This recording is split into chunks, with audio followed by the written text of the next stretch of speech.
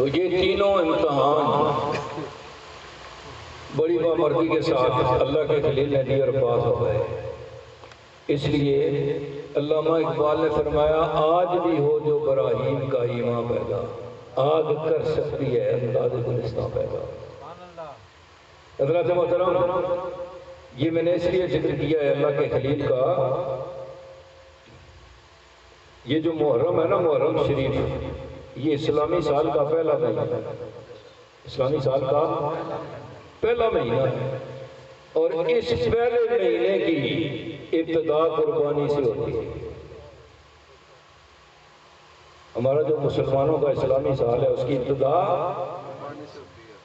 قربانی سے، شہادتوں سے۔ پہلی محرم کو سیدنا فاروق اعظم رضی اللہ تعالیٰ عنہ کی شہادت۔ فاروق اعظم وہ امام الانبیاء کے غلام ہیں کہ جنہوں نے 22 لاکھ مربع میل پہ خلافت کے نظام کو قائم کیا۔ 22 لاکھ مربع میل پہ، اور جتنے آج نظام ہے نا دنیا میں وہ اکثر فاروق اعظم کے بنائے ہوئے ہیں، جن کی نقوش پہ آج دنیا قائم ہے۔ یہ الگ بات ہے کہ اس کے اوپر عمل نہیں ہوتا۔ حضرات محترم، 10 محرم کو وہ قربانیاں ہیں کہ جن کی مثال اولین و آخرین ساری تاریخ میں نہیں ملتی۔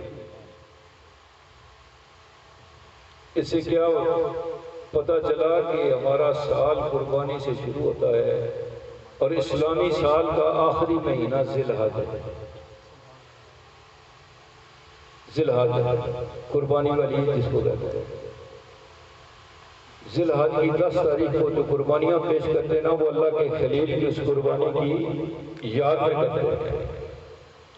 امام الانبیاء نے فرمایا یہ قربانی سنت و ابیکم ابراہیم، فرمایا کہ تمہارے جد امجد اللہ کے خلیل کی سنت ہے یہ قربانیاں۔ ذی الحج آخری مہینہ ہے، اس کی 10 تاریخ کو بھی قربانی۔ اسلامی سال کی ابتدا بھی قربانی اور انتہا بھی قربانی۔ یہ قربانیاں ہمیں درس دیتی ہیں کہ مومن کی ساری زندگی قربانیوں سے عبادت ہے۔ جو قربانیاں ہم نے دینی چھوڑ دی ہیں، ہماری قربانی صرف جانور ذبح کرنے تک رہے۔ قربانی کا مقصد یہ ہے کہ ہم نے زندگی کے ہر شعبے میں قربانی دینی ہے۔ ماں باپ کے لیے قربانی دینی ہے، بیوی بچوں کے لیے قربانی دینی ہے، بہن بھائیوں کے لیے قربانی دینی ہے، رشتہ داروں کے لیے، تعلق داروں کے لیے، محلے داروں کے لیے۔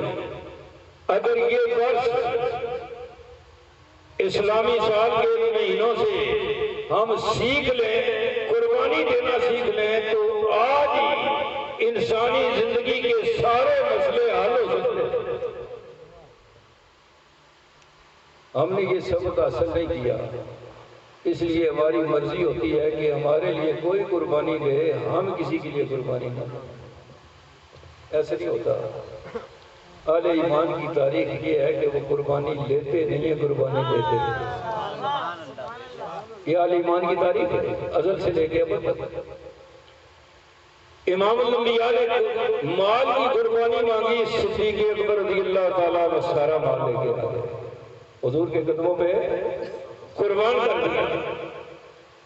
اور صدیق اکبر ہمارے اسلاف ہیں، ہمارے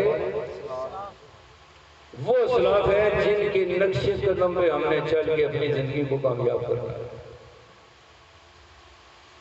اللہ کے نام پہ سارا مال حضور کے قدموں میں لا کے رکھ دیا، اور آج اللہ کے نام پہ ہم کیا کرتے ہیں؟ جو مال اللہ نے ہمیں دیا ہے، اس مال کے ساتھ اللہ کے نام پہ ہم کیا کرتے ہیں؟ حالانکہ اللہ پاک کا یہ ارشاد ہے اہل ایمان کے لیے، پروردگار عالم نے ارشاد فرمایا ان اللہ اشترى من المؤمنین انفسهم واموالهم بان لهم الجنہ، فرمایا بے شک اللہ نے ایمان والوں سے سودا کر لیا ہے، ان کی جانوں کا بھی اور ان کے مالوں کا بھی جنت کے بدلے میں۔ کیا سمجھے؟ یہ جو ہمارے پاس مال ہے نا، یہ ہماری جان ہے، ان دونوں کا سودا کس نے کیا ہے؟ اللہ نے۔ اگر تو سینوں میں ایمان ہے تو یہ بات سمجھ آ جائے گی، اگر ایمان نہیں ہے تو پھر کیا کہا جا سکتا ہے؟ فرمایا کہ بے شک اللہ نے سودا کر لیا ہے ایمان والوں سے، خرید لیا ہے ایمان والوں سے، انفسہم واموالہم، ان کی جانوں کو بھی اور ان کے مالوں کو بھی، بِأَنَّ لَهُمُ الْجَنَّةَ، جنت کے بدلے میں۔ اگر آپ کو جنت چاہیے نا تو یہ سمجھ لو کہ تمہارے پاس جتنا مال ہے یہ تمہارا نہیں ہے، اللہ کا ہو گیا ہے، اللہ نے خرید لیا ہے، سودا کر لیا ہے، تمہاری جان بھی۔ اور جو سودا خرید لیتا ہے نا پھر اس سودے کو وہ اپنی مرضی سے استعمال کرتا ہے۔ اس کا کیا مطلب ہے کہ ہمارا مال اور ہماری جان اب ہم اپنی مرضی سے استعمال نہیں کر سکتے کہ اللہ کی مرضی سے، کیونکہ اس نے خرید لیا ہے، اس نے سودا کر لیا ہے، اور سودا اس نے کیا ہے ایمان والوں سے، سب سے نہیں۔ کن سے کیا ہے؟ ایمان والوں سے۔ اب فیصلہ آپ لوگوں نے کرنا ہے کہ آپ کے جان اور مال کا سودا ہوا ہے یا نہیں، اس کا ثبوت آپ لوگوں نے دینا ہے، کیونکہ سودا ایمان والوں سے ہوا ہے۔ معلوم یہ ہوا کہ ہمارا مال بھی ہمارا نہیں، ہماری جان بھی ہماری نہیں، اور کمال کرم اللہ کا یہ ہے کہ یہ مال اور جان دی بھی اسی نے، مال اور جان دینے کے بعد جنت کے بدلے میں پھر اس نے خرید لی۔ دیکھو نا، میں آپ کو کوئی چیز دوں پھر آپ سے خرید لوں، بات سمجھ میں آ رہی ہے نا؟ وہ میری چیز ہے، آپ کو دیا ہے، پھر پیسے دے کر آپ سے خرید لیے، یہ کرم نہیں ہے کہ اللہ نے دے کر پھر سودا کیا ہے جنت کے بدلے میں؟ اتنی بات بھی ہمیں سمجھ نہیں آتی تو ہماری زندگی کا مقصد کیا باقی رہ جاتا ہے؟ حضرات کرام، سب سے پہلی چیز جو ہے نا وہ ایمان ہے۔ اپنے ایمان کو سینوں کے اندر، قلب کے اندر محفوظ کرو اور مضبوط کرو۔